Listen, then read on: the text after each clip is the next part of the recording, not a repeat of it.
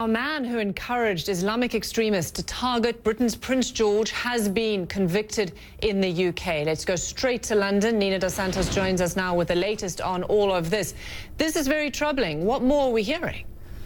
Well, plenty of information coming from this case, Robin. We're talking about a 32-year-old man, Hussein Rashid, originally from Lancashire in the north of England. He's pleaded guilty, dramatically changing his plea, by the way, only 2 weeks into this trial, basically on the back of the weight of the information and evidence the Crown Prosecution Service seems to have. He's pleaded guilty to 3 counts of preparing terrorist acts and 1 count of encouraging others to commit terrorist acts as well.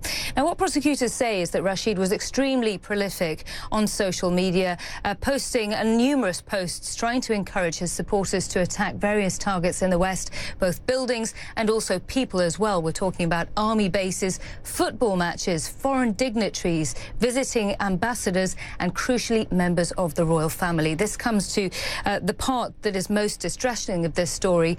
Prosecutors say that back in October of last year, just 1 month after young Prince George, then aged 4, had just started school, Rashid is accused of having posted an image on the secretive messaging app Telegram on a channel that was followed by many people that he ran, a channel called the Lone Mujahid. He posted a picture of Prince George and the address of his new school with jihadi fighters superimposed in the background. And the message there said, "Even the royal family will not be left alone." Now, I should also point out that the Crown Prosecution Service said that he didn't just incite people to commit acts of terror here in the West. They also said that via social media, he was in contact with people, ISIS fighters out in Syria, and that he's prepared to actually go and fight out in Syria as well.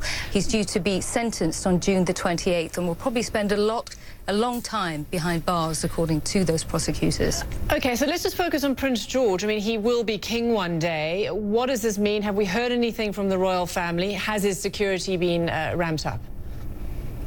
Well, we haven't heard anything in the aftermath of this this change of plea here and this conviction here or indictment, but we may well hear something. We'll obviously monitor their social media channels and be reaching out to them for comment. But obviously, this is the world in which public figures operate in. We know that jihadi fighters have been using social media very prolifically over the last 5 or 6 years. In fact, that's one of the reasons why the British government and Theresa May, as well as the former Home Secretary Amber Rudd, had been stepping up their efforts to talk to Silicon Valley's biggest players to ask them to try and police some of the content that was on some of these social media channels. But this is where the interesting issue of Telegram comes in here, Robin, because Telegram is known for being very, very secretive. And also, we should mention that the only reason why a lot of this evidence came to the fore in the first place was because when Rashid's house was raided, he actually threw the telephone with all the incriminating evidence over the back fence of his building, and it ended up in an alleyway, and police officers were then able to intercept some of those messages. But had they not found that crucial device, they may not have had all of this material that they needed to convict him today.